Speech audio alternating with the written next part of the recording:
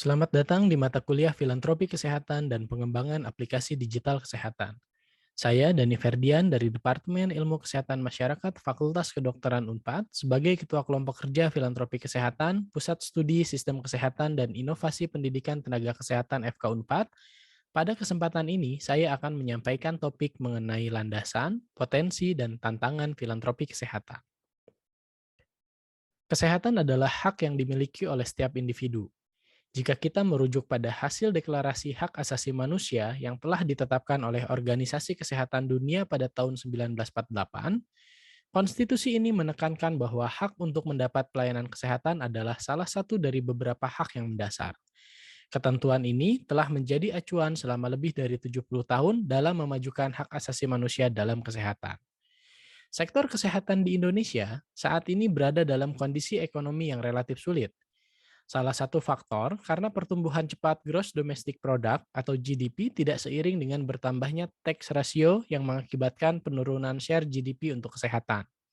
Dalam era JKN, kebijakan jaminan kesehatan ini tidak mampu menambah besaran persentase GDP untuk kesehatan. BPJS Kesehatan pun turut mengalami defisit dalam pendanaan dan mendorong partisipasi masyarakat melalui donasi atau sumbangan. Di satu sisi, masyarakat telah mendapat bantuan pemerintah untuk kebutuhan dasar kesehatan lewat direct cost atau yang disebut pembiayaan untuk kebutuhan medis. Namun, di sisi lain juga terdapat kebutuhan non-medis yang perlu diperhatikan karena turut menjadi persoalan bagi masyarakat kurang mampu atau yang dikelompokkan ke dalam indirect cost. Misalnya, biaya transportasi pasien rujukan lepas, biaya penunggu keluarga pasien, sampai biaya rumah singgah pasien yang masih dalam antrean pengobatan. Indonesia adalah salah satu negara yang ikut berpartisipasi pada Komitmen Sustainable Development Goals atau SDGs atau Tujuan Pembangunan Berkelanjutan. Peraturan Presiden Nomor 59 Tahun 2017 juga menetapkan filantropi bersama bisnis atau dunia usaha sebagai salah satu dari 4 pilar mendukung SDGs. Dengan dibuatnya Peraturan Presiden Nomor 59 Tahun 2017 mengenai aspek filantropi untuk mendukung SDGs, Presiden Republik Indonesia merekomendasikan agar pimpinan daerah melibatkan pelaku filantropi untuk mendukung pencapaian tujuan pembangunan. Selain keterlibatan ormas, pelaku usaha, akademisi, dan pihak terkait lainnya. Terkait potensi kedermawanan, pada tahun 2018 Indonesia dinobatkan sebagai negara paling dermawan melalui World Giving Index yang dirilis oleh Charities Aid Foundation. Indonesia mendapatkan skor rata-rata tertinggi, yakni 59% dari 3 indikator, yaitu menolong orang asing 46%, donasi uang 78%, dan aktif dalam kegiatan kerelawanan 53%. Sementara, menurut Menteri Perencanaan Pembangunan Nasional dalam Media Indonesia edisi September 2017, jumlah masyarakat kelas menengah di Indonesia saat ini adalah 40 juta orang. Dari data-data ini, sangat tepat bila mana filantropi dirasa dapat berkontribusi dalam peningkatan kesejahteraan masyarakat, salah satunya berkontribusi dalam bentuk donasi untuk sektor kesehatan. Terminologi filantropi berasal dari bahasa Latin philanthropia, terdiri dari kata philein yang berarti cinta dan anthropos yang berarti manusia. Definisi filantropi yakni suatu kedermawanan untuk berbagi kepada sesama. Filantropi merupakan sebuah aksi atau kontribusi sukarela, baik itu dari pribadi, instansi maupun yayasan, untuk kepentingan umum, atau dengan kata lain, voluntary action for the public good. Ungkapan kedermawanan dan cinta kasih kepada sesama diartikan sebagai aktivitas filantropi. Pijakan filantropi berupa filosofi voluntary action for the public good menitik beratkan pada prinsip kesukarelaan dalam memberikan bantuan kemanusiaan. Suatu bantuan kemanusiaan yang dilandasi kewajiban maupun keterpaksaan tidak dapat dikategorikan sebagai filantropi. Konsep filantropi berkembang dan telah menjadi kegiatan konkret dalam merespon masalah sosial. Aktivitas filantropi sangat mengedepankan prinsip kesukarelaan. Secara definisi, konsep, dan pemikiran, filantropi akan berkembang terus-menerus dan gerakan ini tidak hanya marak di dunia internasional, namun juga di Indonesia. Filantropi merupakan pemberian yang terorganisir dengan tujuan yang terintegrasi dan terpola. Filantropi ini pun merupakan bagian integral dari CSR yang berdampak long-term result. Banyak hal yang melatar belakangi seseorang atau institusi dalam proses filantropi. Dalam korporasi, sumbangan dana kemanusiaan dapat merupakan pertanggungjawaban perusahaan dan berdampak positif dalam mempertahankan nama baik perusahaan serta eksistensinya di media. Dari sisi religiusitas, orang yang bersifat religius cenderung terbiasa untuk memberi bila dibandingkan dengan yang tidak memiliki agama. Hal tersebut diungkapkan dalam hasil survei yang dilakukan oleh British Broadcasting Corporation bahwa agama adalah salah satu motivator filantropi yang sangat berpengaruh. Sistem pembiayaan kesehatan diatur sedemikian rupa dan bertujuan untuk mempermudah akses setiap individu dalam memperoleh pelayanan kesehatan. Melalui revenue collection, pooling, dan purchasing yang dilakukan oleh berbagai instansi diharapkan dapat memproteksi masyarakat dari masalah finansial ketika sakit. Sistem ini diadopsi oleh filantropi menjadi sebuah konsep dalam perilaku memberi. Konsep donasi filantropi secara global memiliki kesamaan dengan sistem pembiayaan kesehatan. Donatur filantropi dapat berperan sebagai grantor atau sebagai pemberi donasi, intermediari sebagai penampung donasi yang diberikan, dan implementer atau sebagai pelaksana yang mengimplementasikan kegiatan filantropi langsung kepada masyarakat.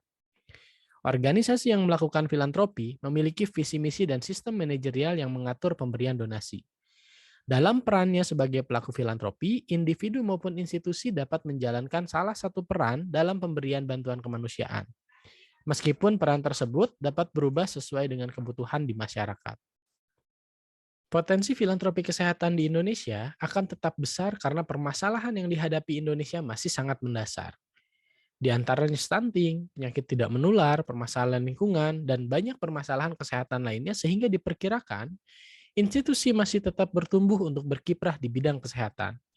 Melihat tren di Indonesia, kelihatannya akan semakin banyak isu kesehatan yang kita tidak ketahui sebelumnya, seperti pandemi COVID-19 yang saat ini sedang kita hadapi.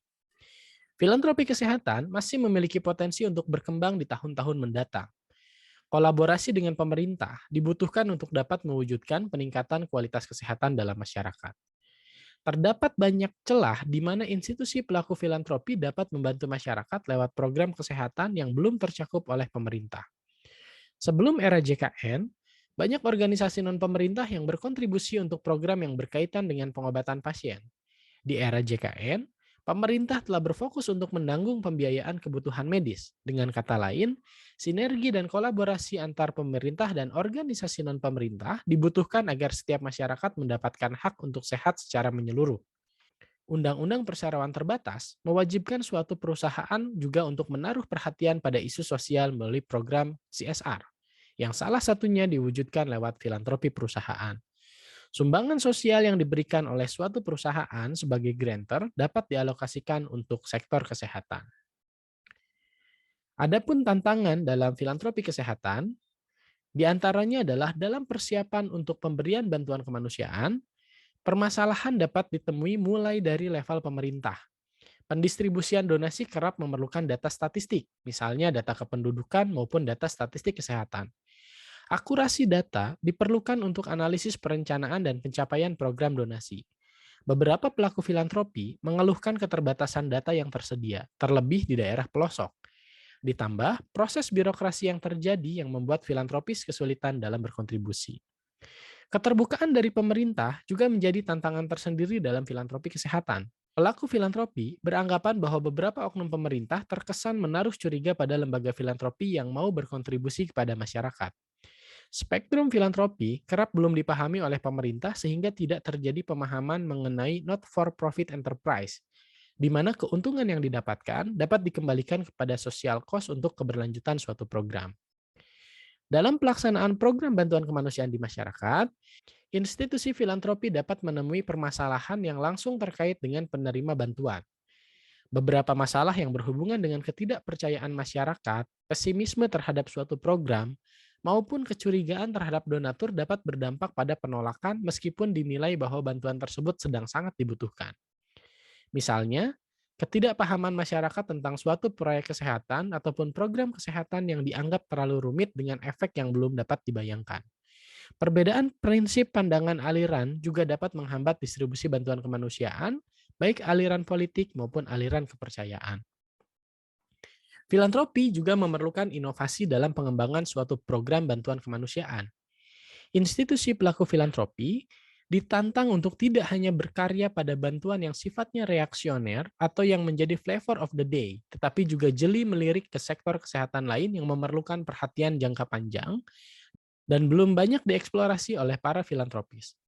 Misalnya, investasi dalam penanganan stunting yang sedari dulu menjadi permasalahan. Contoh lain adalah investasi dalam sektor kesehatan masyarakat yang membutuhkan waktu bertahun-tahun agar dapat mengubah perilaku kesehatan ke arah yang lebih baik.